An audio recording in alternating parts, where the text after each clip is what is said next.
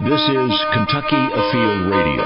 This is Ron Rohde, Kentucky Afield's first host back in 1953. Now, I'm proud to present Charlie Baglan. It's time for our annual show about family and good neighbors. We have a little fun with it. You'll meet two sportsmen that are both friends of mine and both named Charles Baglan. And I'll explain a law that helps us be good neighbors while we enjoy the great outdoors. And a special treat this hour, I will introduce you to my school teacher wife. In fact, the only reason I'm talking now is because I first raised my hand and she called on me. It's all next on Kentucky Afield Radio. Boys were in trouble. About 10 seconds later, it said boys were going down. A true story. And it sunk right out from under us. 20 degrees. Within seconds, one boating trip went straight down. The water was bone-chilling. Once you hit that water, it's so cold you can't move. The human body wasn't designed for this. It took my breath away as soon as I hit it, and my hands were so cold in a matter of seconds that I couldn't pop the clip on my waders to get them off. Conditions were so bad, it's amazing that anybody survived. Perfect for duck hunting, but not for a swim in the middle of a river. Going overboard is never the thought. You have to think ahead. Fun can turn frantic in seconds. There's no time to react when your world just sinks out from under you. 3 hunters, 2 survivors, 1 reason. Your life jacket's got your back. Make sure your first mate isn't your last. I really don't think that I could have made it without a life jacket. Your Kentucky Department of Fish and Wildlife reminds you, your life jacket's got your back, and the backing of sportsmen on winter water everywhere. I have a strange last name. Probably I'm the only Baglan you've ever heard of, but I'm fortunate to have a popular first name. Charles is the 8th most popular name in history. But Baglan, now that's an odd name. I do not have a middle name. But at least for those of us who are named Charles, we are in very good company. Examples include Prince Charles, Charles de Gaulle, Charles Lindbergh, Charlie McCarthy, Charles Ali, heavyweight boxing champion, Charlie Sheen, Charles McCartney, founder of the Beatles. How about NBA great Charles Barkley, Charles in Charge, Charles Darwin, Charlie Brown. When I took this job in 1991, the boss had a name badge engraved for me. Instead of Baglan, she had it engraved Baglin. I pointed it out, and she said, "Is it that bad?" I replied, "It's my name." And if you have an odd name yourself, then you know the torment that I have been through most of my life. So do my 2 guests. And I assume we all know each other because we all have the same name. But Chase and I have never met other than chit-chatting on the phone and on Facebook. Charles Sr., let me ask you this. All 3 of our names, his first name is Charles. Your middle name is Enos. Now, did Chaz E sort of morph into Chase? Is that Chaz E, or was... No, we put a nickname on him before we were born. The real name is Charles Enos. Yeah, Charles Enos Baglan, the third.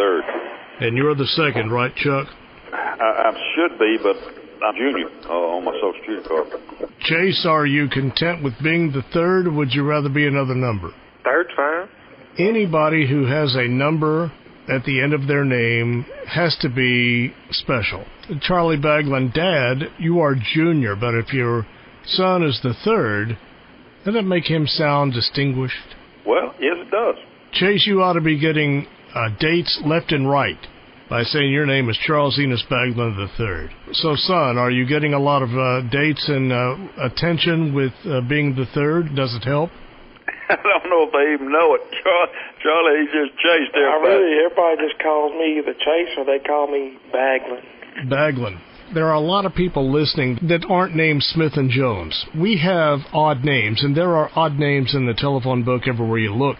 Baglan is always, at least in Kentucky, they will mispronounce the name Bagby, Bagwell, but Baglan, you sure your name is Baglan? What kind of butchering does your name get in Mississippi? Bagwell is the biggest, but... and Bagland. They put a D on it, but used to it was Bagwell is what they confused it with, Charlie, but over the years, I know so many people, they know me now by my real name, but somebody on first impression, they about going to call me Bagwell. I love the people who say, "Are you sure there is no D on the end of it?" Yeah, I've had that happen. Well, they invariably want to put a D on it. There's no question about that. Even when they get it right, the pronunciation right, and the spelling, they still want to put that D on it. It's sad. There's nothing more precious in life than someone's name. You want them to say it right, pronounce it right, spell it right. You don't like anybody getting in there and sort of messing with your identity. And it happens to people like anybody named Baglan. Well, the Baglan name is very rare, and very few people on first impression have ever heard that name. Probably nobody has ever heard that name. Because until I met you 20 years ago, I didn't even know there was another Baglan out there, your age, or your sister's age. But I never really knew a whole lot about my daddy's family. I know that my daddy's daddy was a riverboat, I think they call them pilots. And his wife, my grandmother, was also a riverboat pilot. I have chased the Baglan name through Facebook and the Internet, and I'm not one to really delve into our ancestry. My sisters do, but I have found a small village in New South Wales over in the United Kingdom. And by darn, it is a village. The name of it is Baglan, and it has its own rugby football club. And I've looked them up on Facebook, and sure enough, the town of Baglan, and you can see the players. And I wrote to them, and I said, my name is Baglan. I don't know if I came there, if you would crown me king or not, but could you at least send me a rugby football club jersey from Baglan with the Baglan name on it? And they said, well, that's cool, and they did. I have it in my closet and wear it every now and then, so I'm proud. We are somebody, Charles and Charles. Here on this radio show, we are talking to two people named Charles Baglan. They both live in Mississippi. It's Charles Jr. and Charles III. And Charles III is the son of Junior. And Kentucky likes Mississippi, and I think we do have some things in common. I have to ask the most important question first. Mississippi State or Ole Miss? Chase is a Rebel fan, and I am too. But I graduated from Mississippi State, and I have a daughter going to Mississippi State.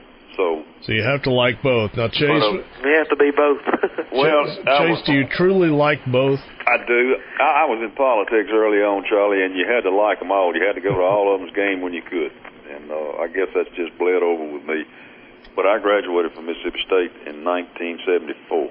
In Kentucky, we like Mississippi for all the obvious reasons. We want to thank you for Elvis Presley. We want to thank you for Peyton Eli and Archie Manning. We certainly, you may not realize this, but the Mississippi River does touch the western tip of Kentucky. And I think that even though you were once in politics, we have a strong dislike for any team out of Arkansas. Well, interesting. The University of Kentucky has always dreaded a basketball game with the Arkansas Razorbacks. So is that a big rivalry there in Mississippi? Yes, it is, but not as much as State and Ole Miss or Ole Miss and LSU. My mother went to LSU. Back in the 70s, there was a very controversial game that went on down in Louisiana with Ole Miss, and something happened to the clock, and there was a 16-second gap. LSU wound up winning a game that everybody from Mississippi felt the clock had run out on, and they shouldn't have won. And it's been a grudge fight ever since. Is that basketball or football? Football. Basketball is not anything like football. Down here, when we have a home game, at State or at Ole Miss, it is a big deal. The people come in 2 or 3 days before the game, and they tailgate, and they just have parties over to Oxford for 2 or 3 days at a time. They do it over Mississippi State, but it just doesn't have the popularity that it has over at Ole Miss. Every year they do a program on tailgating at Ole Miss on national television. Chase, what do you think about football? Is it the meaning of life? Down here, pretty much is. If it's a Saturday and there's a football game, everybody's either going or they're watching it or they're partying. Well, let me ask you this. If it is down there and it is Saturday in the fall and there's a football game and it's also deer season, which do you pick? Well, that's pretty close. Unless it's the Egg Bowl, most of the time I'll pick hunting. I'll go hunting like in the morning, then try to make the game. But some days I miss the games and I'd just rather go hunting. Appreciate a man who has his priorities together. This is the Family Thanksgiving Show, and I feel like I'm talking to myself. My guests are Charles Baglan and Charles Baglan, the only two other Charles Baglans, at least according to Google, on the planet. We will have more after the break.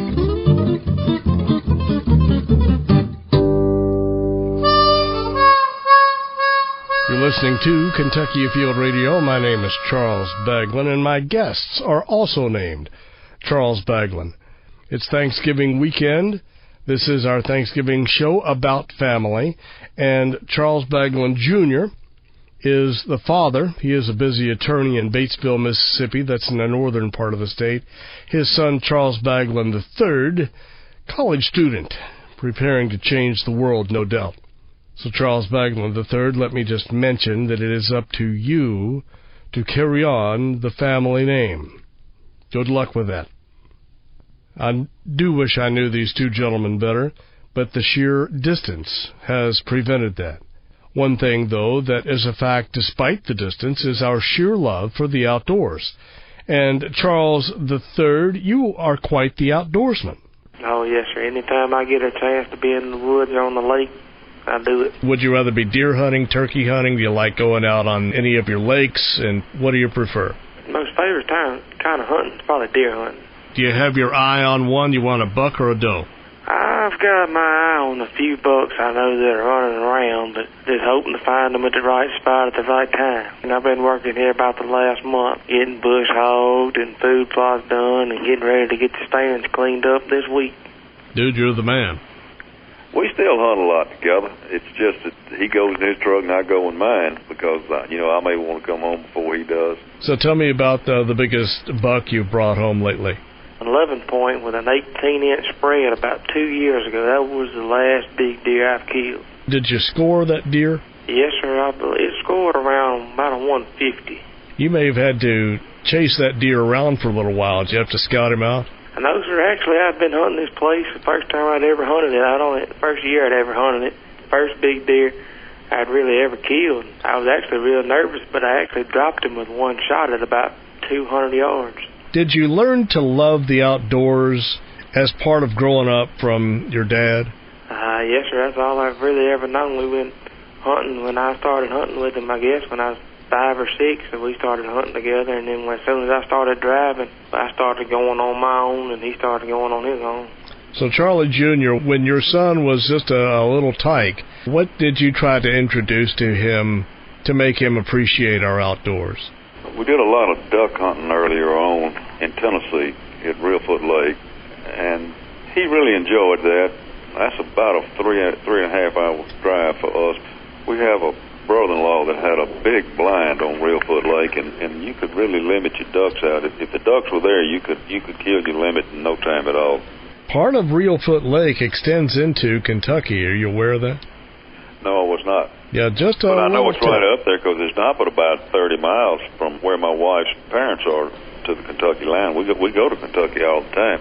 Hickman, Kentucky, I believe, is one of the towns we go to a lot.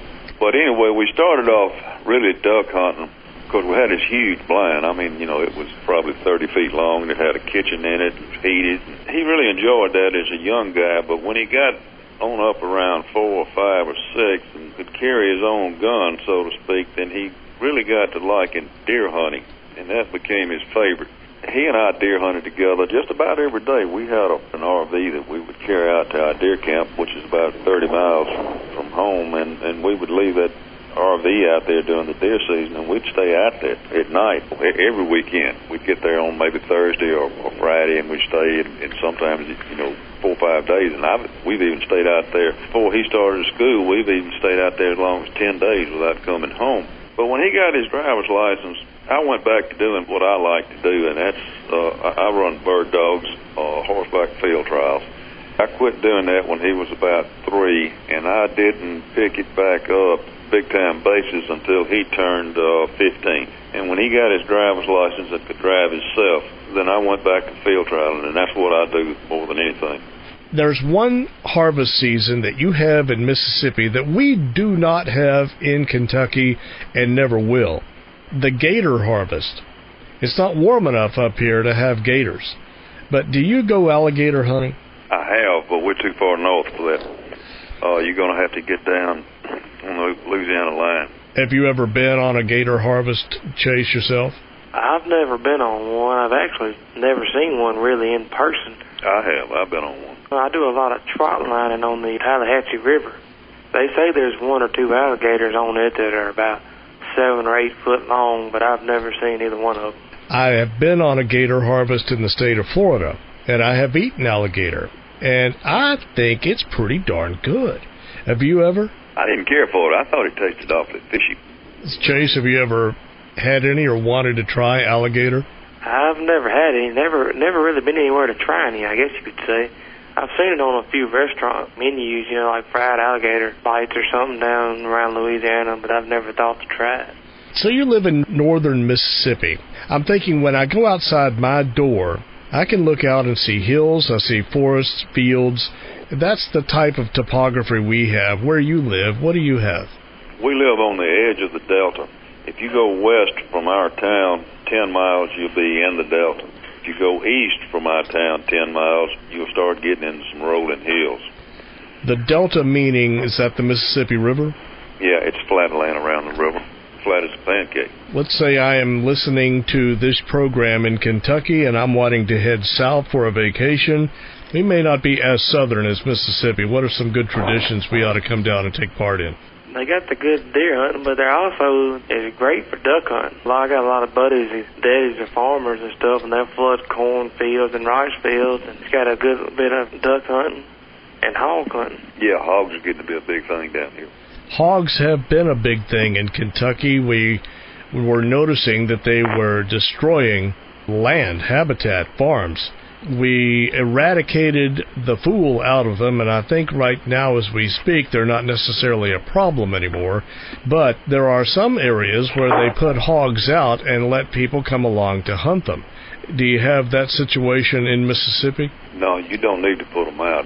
They're here. There are a lot of, I guess you call them semi-professional hog hunters that have packs of dogs to run them with. They use mixed breed pit bulls and just big, huge hounds. They'll come in after deer season's over. They'll come into these big deer camps. The deer camps want them out because they root up all the food plots. But they'll bring those dogs in there, and they'll hunt them for 4 or 5 days after deer season's over.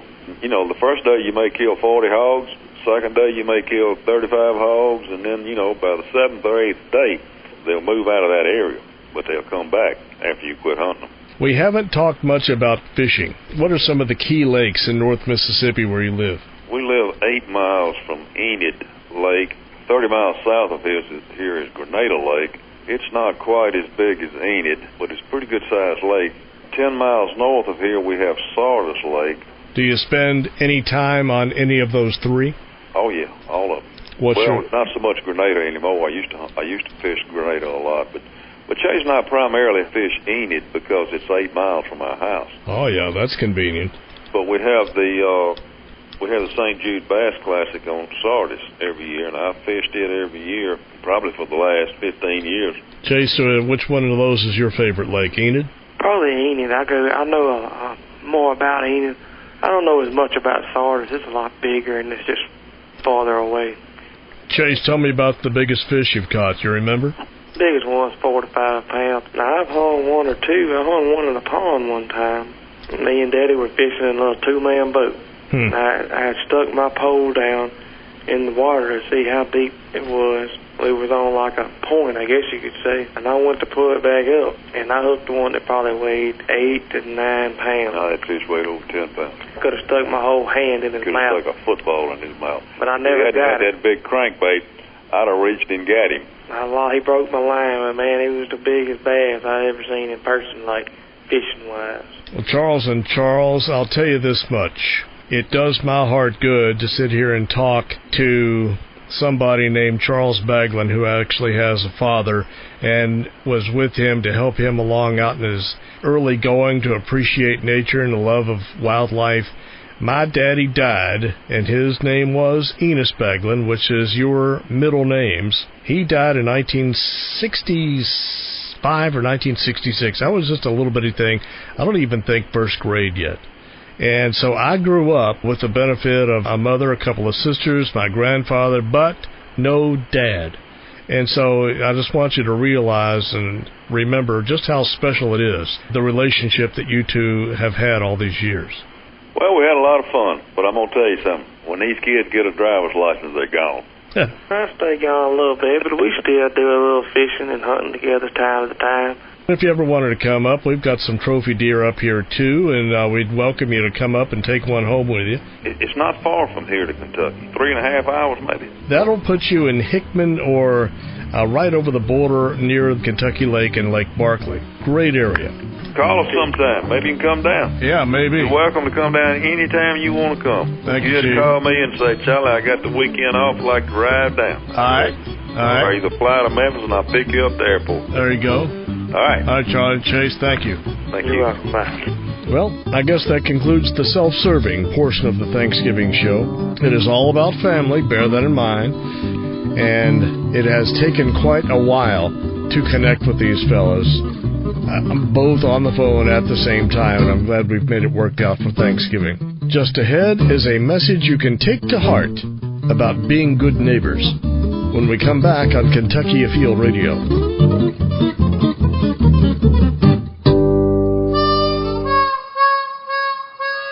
We're back on Kentucky Afield Radio, the Thanksgiving show.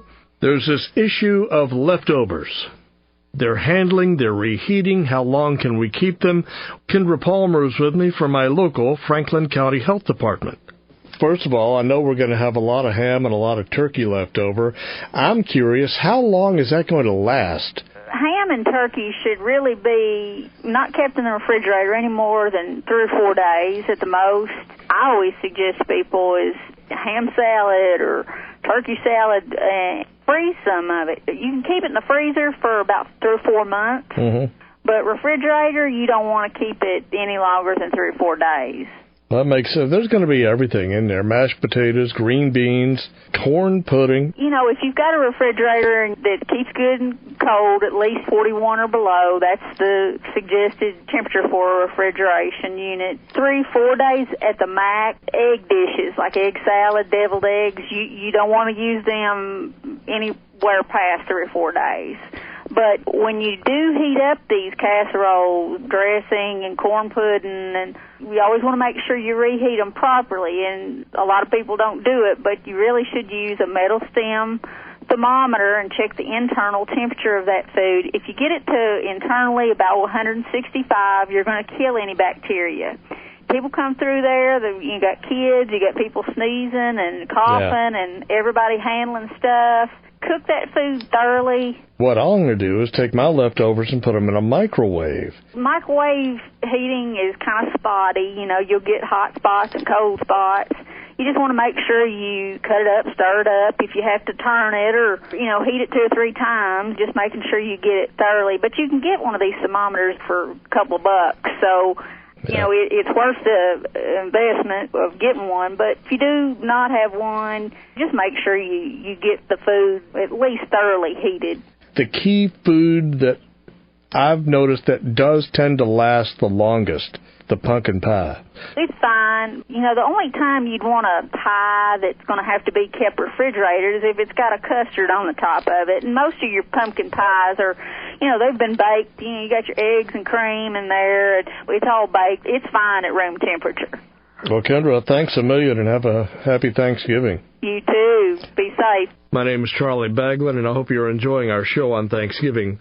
The show is about being good to each other, being good to family, being good neighbors. Plus, I am looking forward to introducing you to my wife. Her name is Pam, and you've heard her voice on a few commercials along the way over the years. So a little later on this half hour, we will have the debut of the Pam Show. She is a retired first-grade teacher. And over the years, to teach little children about nature and about general science and parts of insects and that sort of thing, she's used some pretty clever learning tools. The kids didn't even know that they were learning. They thought they were just having fun. Maybe that's what good teaching is.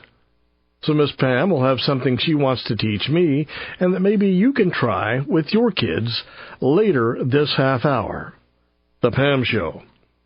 As we kick off the holiday season, we have a way to be good neighbors and not get sued in the process. I'll have the story after the break. Christmas means deer season in more ways than one. Have the Jolly Reindeer drop off the Kentucky Fish and Wildlife gift certificate, perfect for anyone on your list who has hunting on theirs. Find it at fw.ky.gov. Kentucky Afield Radio, this is Charlie Baglan in, and we live in a world where litigation is common.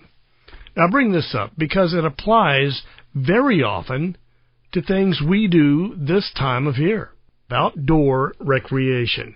By definition, here's what recreation is. I'm thinking hunting and fishing and hiking and camping and that sort of thing. But here's what defines by law recreation: an activity that refreshes, renews our health, renews our spirits.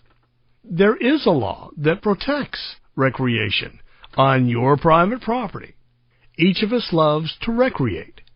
Seeking permission to go onto private property oftentimes is met with a locked gate or a sign that says posted no hunting or posted no trespassing. And so that's what you get. I remember back in school there was a poem, Robert Frost, I do believe. Good fences make good neighbors. You're good right up to a line and you don't cross the line. And in this situation, what we are fencing in or what we're fencing out is essentially the word risk, R-I-S-K, risk. And it doesn't matter whether our fence is around a little bitty front yard or if our fence is around a big back 40. We tend to be a little bit uncomfortable, and I would say rightfully so, because we're conscientious people. Nobody wants anybody to get hurt or lost. Still, we are a little bit uncomfortable with other people coming on to our property for fun and games. And again, even something as simple as the kids coming over to your property to shoot hoops, or they say you live next to a field, or you have a small farm. Say, I would like to come over there and fly my kite. Joe from church says, hey, can I bring a group out and we can go bird watching, or can we have a picnic there, or can I bring my scout troop out to learn about the different trees, or the list could go on and on. We are uncomfortable having people on our own property because we don't want them to get hurt, and if they do, we don't want to be responsible. And I don't want you to sue me. So I'm just going to put up this sign that says no trespassing. Or if you ask, I'm just going to say, well, I would, but no. As neighborly as we want to be, we decline, rather than take that chance. But there is a little-known law that provides protection. People like you and me, to people like your neighbor. It provides protection for property owners in situations exactly like these. Protection that once they could only get by saying, better not. It is called the Recreational Use Statute. It's KRS 411.190. I'll repeat that. The Recreational Use Statute, KRS 411.190. It specifically limits the liability of landowners who make land or water available to the public free of charge for recreational use. Recreation includes, but it isn't limited to, and this is written in the statute, hunting, fishing, swimming, boating, camping, picnicking, hiking, bicycling, horseback riding, pleasure driving, nature study, water skiing, winter sports like, cross-country skiing, sled riding, an excellent example, viewing or enjoying historical or archaeological, scenic, or scientific areas. Kentucky wanted to allow more areas for recreation to occur than the state is able to offer. So by offering landowners this protection, it opens up areas for you to recreate, hopefully. The Kentucky Recreational Use Statute, I know, has been a topic on this show 3 times over the past 12, 15 years, so you may have missed it. But I have talked to 3 attorneys from the Kentucky Department of Fish and Wildlife / the Kentucky Office of the Attorney General, so they know what they're saying. And we would talk about this point by point by point. And I am now simply reiterating what they said to me and examples they gave, and that you can essentially read for yourself if you just want to go out there and Google the statute. But it's right there in black and white to see how much, how little, the type of pastimes that you allow on your property is strictly up to you. If I say Kevin can come over and fish in my pond, that doesn't mean I have to let Kevin's brother. That doesn't mean I have to let my other neighbors or anybody else. I can limit it just to him or to his kid's scout troop. And what he does when he gets there, that's kind of up to me too. You can go in this field, but you can't go in that field. I'm preparing to plant there. You can go tomorrow from 10 o'clock in the morning until 6 in the evening. But after that, I'd kind of like you to clear out. You set the rules. It's your property. Through the Recreational Use Statute here in Kentucky, you are protected from any liability as long as you follow 2 basic rules. If you are aware of any dangerous conditions, like just because they're out there and you are welcoming them out there, doesn't mean you can deliberately cause them harm. Likewise, if you know of anything that is dangerous to the area, say you got a mean bull over in one pasture, you can go, but stay out of that pasture. You got a mean bull over there, and you never know. Or if you're going to climb trees, I've got this one tree, it's dead, and it looks pretty good, but it's not. Any of those branches could fall. Please don't do that. Or if there's an old well and there's a sinkhole, watch out for these things. If there's things that you know that could bring harm to whoever's doing the recreating, you got to tell them. That doesn't mean every gopher hole. It just means if you know that there are inherently dangerous situations on your property that you know of, you have to disclose that. You sort of cover your fanny, at least going into it. So that's rule 1. And here's rule 2.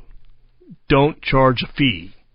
That's what this statute does, to encourage someone to let someone else use their private land. If you allow someone to come on your land and hunt or fish, for example, and you do not charge them a fee, then they can come on, and if they were to get injured, then you are protected from liability. You're protected from suit. Don't charge a fee. Because if you do charge a fee, even if that's just a couple of bucks for wear and tear or cleanup, then your property has essentially then become a business. Then, let's say you go into a movie theater and there's a loose step and you fall through. Guess what? Yeah, I'd say they're liable because you paid money to be there. Applicable in this situation. Once you go and make your farm a business, then yeah, you are within that area of invitation. You are going to be looked at for every gopher hole and everything they could trip over. And to wrap up this part of it, if you charge anything, even if you go fishing, give me a couple of the fish, then the statute becomes null and void. Thus, you are going to be facing exactly the headaches you sought first to avoid. Again, the landowner can set the parameters they want. You can fish out of this pond, but not that one. You can hunt this area, but please don't go to that area. That's where my cows are. Set all the parameters you want. And again, you can set it for whoever you want. It can be different person to person. You may get asked this once a year, twice a year, 3 times. You can always say no. Because you say yes to one person doesn't mean you have to say yes to anybody else. The language in the statute says public. That doesn't mean you have to open it to anybody at all. It's whoever you want. You set the parameters. You're the landowner. The statute is in place to help provide people a place to recreate. It in no way gives you the right to trespass or hunt out of season or take any other liberties. You still have to have permission.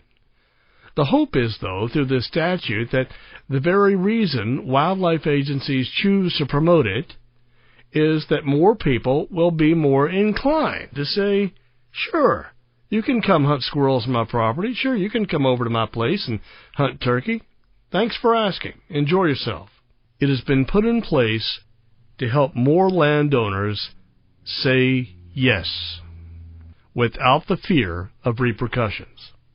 This is not a new rule. This isn't something that just dreamed up in Frankfurt last week.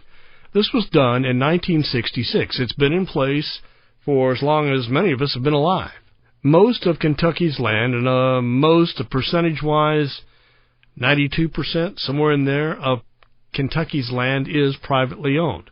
Not a whole lot of public land. Recognizing this, the legislature enacted the Kentucky recreational use statute way back in the middle 60s so that people could have a place to go. And again, the landowner wouldn't have to worry. Just let them know if there's anything dangerous out there. And do not charge a fee. Got to remember, landowners still hold the cards. Landowners make the rules. And at least they know that they're not left holding the bag should anybody get hurt. And this is something you might want to know going into it. Say you're going to go over to a friend's house who you know owns some property and say, is it okay if I hunt turkey there? Or is it okay if I bring my kids and go camping? Is it okay if I hunt deer there, or squirrel or dove? Prepared all the while for that landowner, that otherwise nice guy, to say, no, I don't want to be responsible if you get hurt. If you know the recreational use statute outline going into it, you say, you're not responsible at all. It's all on me. And even should something happen, it's not on your shoulders at all. That's what the recreational use statute states. But instead of saying no, you can say, well, maybe that no will turn into a yes. Or maybe that no will turn into a really. Maybe, well, let me think about it. Let me read more about this thing. So it maybe is opening a door where once the door was locked shut.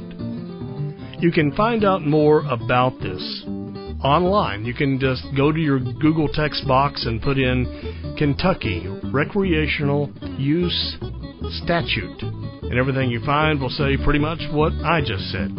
Something to keep in mind this hunting season. I guarantee you it can make a difference. We have a few minutes left in the show, and up next, class is in session with Miss Pam, my wife, here on this show about family and neighbors. The first ever Pam Show, next on Kentucky Afield Radio.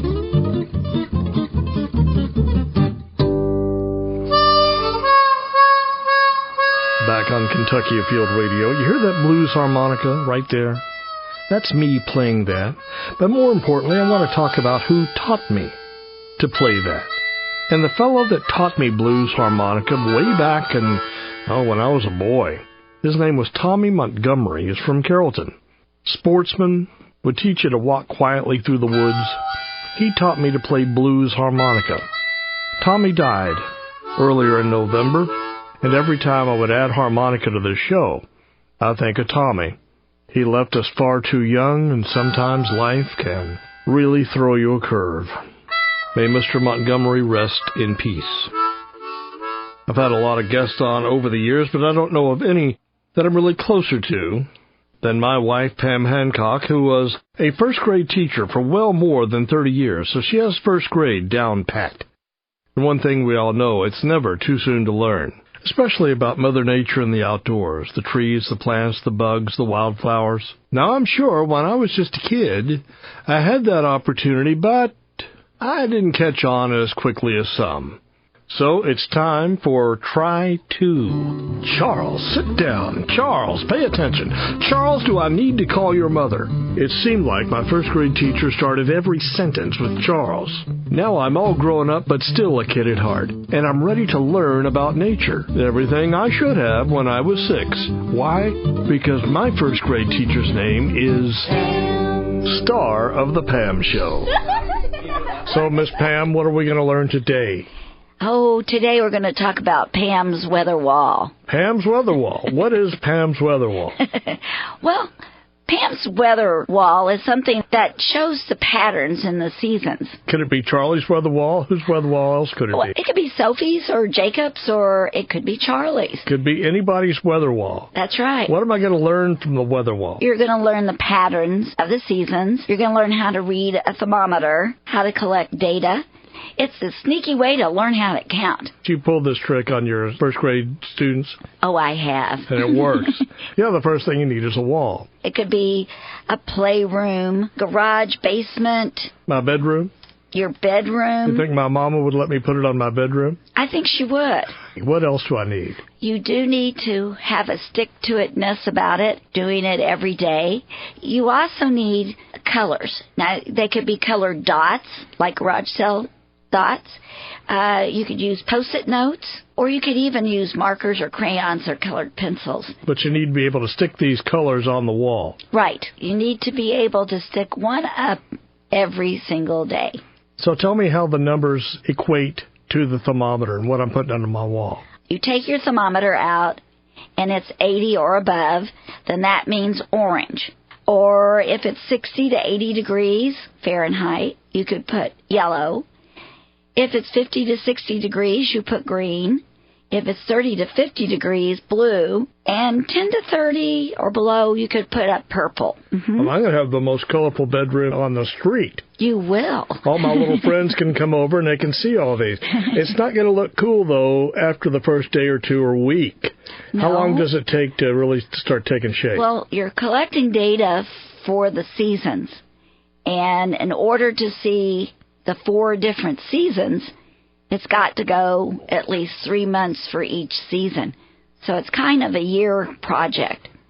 Now, at least you have to have enough time for all 4 seasons to have gone by. I'm going to be the envy. All my little friends will come over, and they'll see this, and then they'll want to go home and do it too. Or maybe they'll come over and play with me more often because they can see my color wall taking shape, my weather wall. I think it will be a topic of conversation between you, especially if you take them outside and you look at the thermometer together, and you can discuss what the temperature is.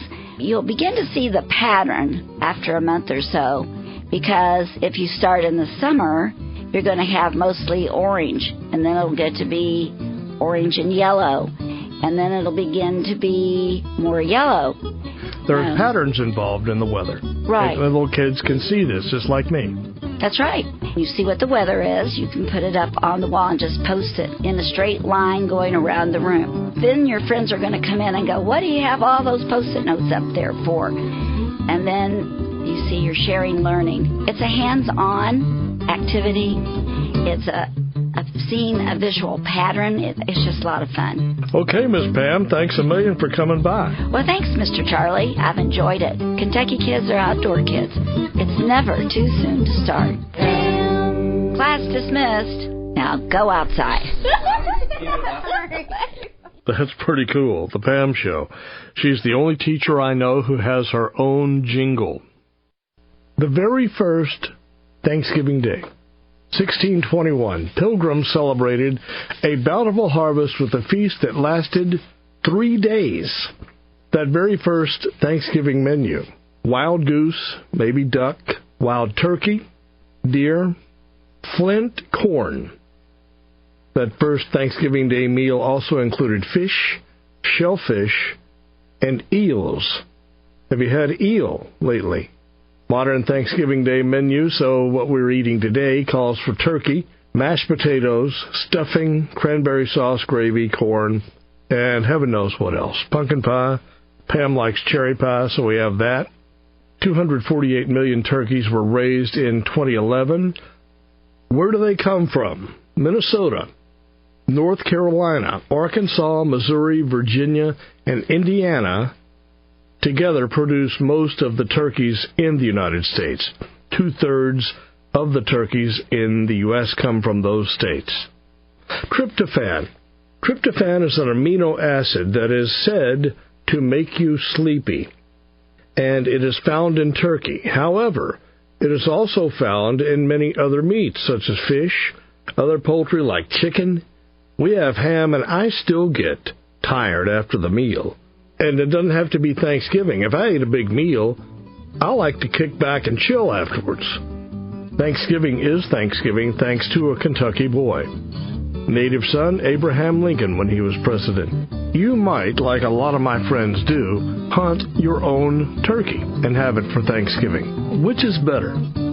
The wild turkey or the broad-breasted white turkey you buy at the store? Looks like the wild turkey.